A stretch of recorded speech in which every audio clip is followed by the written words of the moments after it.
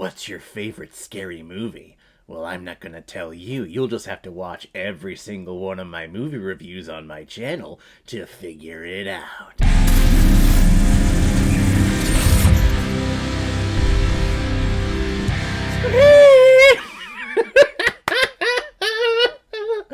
Oh god, I'm tired. I'm on one today. Let's do this. This is Scream from 1996 and is directed by Wes Craven, who is one of the masters of horror and has directed such films like The Hills Have Eyes, Swamp Thing, A Nightmare on Elm Street, Wes Craven's New Nightmare, Scream 2, Scream 3, and of course, Scream 4. And this film is starring Neve Campbell, Courtney Cox, Matthew Lillard, Rose McGowan, Skeech Ulrich, Jamie Kennedy, Drew Barrymore, and former WCW champion David Arquette. It's been 1 year since the murder of Sydney's mother, and this small little town is dealing with a brand new serial killer on the loose, who seems to be targeting a bunch of teenagers while wearing a black robe and a ghost face. Now, Sydney and her friends are trying to figure out who the killer is, seeing as the killer has taken a liking to her small little friends group. Now, I'm a child of the 90s, but I am brand new to the Scream franchise. I have only seen the first Scream, and I want to check out the entire franchise for the upcoming release of Scream 6. So I'm starting my journey. I'm revisiting a movie that I have watched before, but only like a couple of years ago. And watching this, seeing all of just this late 90s crap, fashions, technology, it brings me back, dude. Especially since a lot of the fashion choices that were done in the 90s are now the popular fashion choices now, which I don't understand. I don't understand how fashion works and why it works like it does. It just... Some things should stay in the 90s, you know? But I remember hearing about this movie. I remember hearing about Ghostface a lot. And everything that I heard as a kid always just terrified me. And I tried to stay away from horror as much as possible. This is why I just checked out this movie for the very first time. I want to say during 2020, during the pandemic. And I was trying to watch as many movies as I possibly could. And this first entry in the Scream franchise is very impressive. And it's very entertaining. It's a great script. It's a very meta script, calling out the formulas of slasher films and tropes like, oh, the only people who can survive a slasher flick are virgins, and if you lose your virginity, then you're gonna be the next one to go. When it comes to figuring out who the slasher is, well, it's usually the person that you least expect, and of course a lot of these people you least expect at several points. It calls out a lot of those tropes, and I absolutely love it. Plus, there's a whole bunch of other movie references like Friday the 13th, Nightmare on Elm Street, which makes sense because Wes Craven directed Nightmare on Elm Street, so of course he would do that. I love that there's the janitor at one point wearing the Freddy Krueger outfit just as a regular, everyday thing. I guess if I ended up being a janitor at a high school, I'd probably wear the same thing.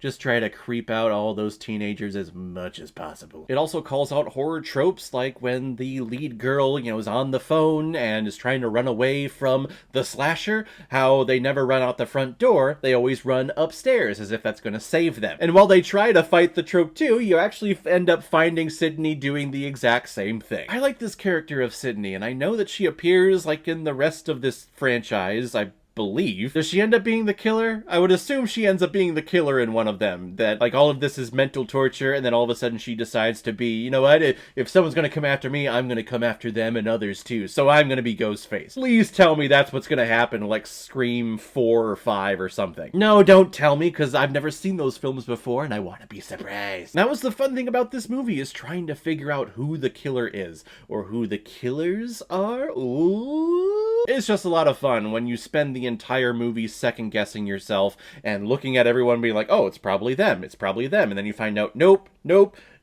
maybe, yes, maybe again, yes, no, okay, yes. When you have that in your slasher film, you've succeeded, because there are so many just stereotypical slasher films that we get nowadays, and hell, even back in the 90s, where everything is the exact same thing, you know exactly who the killer is. And I think it's because of phrases like what I just said is the reason why this movie exists. Matthew Lillard, I feel like I've reviewed a lot of him this year so far, because I've watched a lot of these classic 90s films that I've never seen before, and he's usually popping up as some weird-ass teenager stoner dude, and here he is again as a weird-ass I guess not a stoner dude, but he's definitely an alcoholic. Hey man, I'm losing a lot of blood, man. I think I'm dying here, man. Courtney Cox is here as the reporter, and I also know she shows up in other sequels, so I'm also assuming that she's gonna end up being Ghostface at one point. But probably the best thing about this movie is the misdirection with Drew Barrymore. I remember seeing the poster as a kid,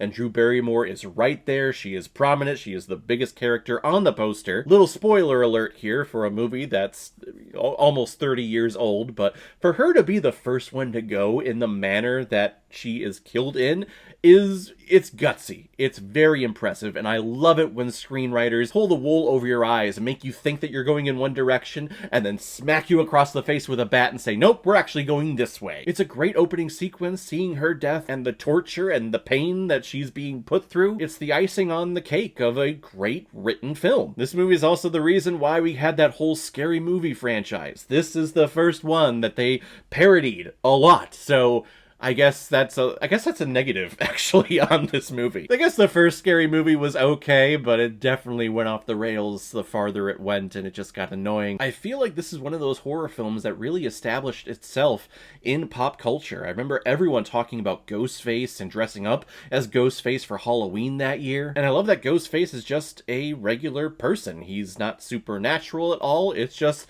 a psychotic person who goes around killing a whole bunch of teenagers. I wouldn't be shocked, though, if we get to Scream 5 and 6 and then they develop some type of supernatural powers that makes whoever is Ghostface resurrected. Is that what's going to happen? I haven't seen any of these, and I just know that this is going to fall off the rails, and I'm going to be so disappointed because this first one is so good. I enjoy Scream a lot. It keeps me guessing, and any slasher film that keeps me guessing and entertained the entire time gets 2 thumbs up from me. I'm going to give Scream 4 out of 5 Blu-rays. I like it a lot. So guys, if you've seen Scream, what did you think about it? Or if you've never seen it before and you stumbled across because of this video, then comment below, let me know what you thought about it. And as always, if you like what you see here, if you like my take on movies, then hit the subscribe button and make sure you hit that bell so you know the next time I release my next movie review. So guys, I will see you next time on the channel, but in the meantime, be well, be good to each other, and go watch a movie. Take care, guys.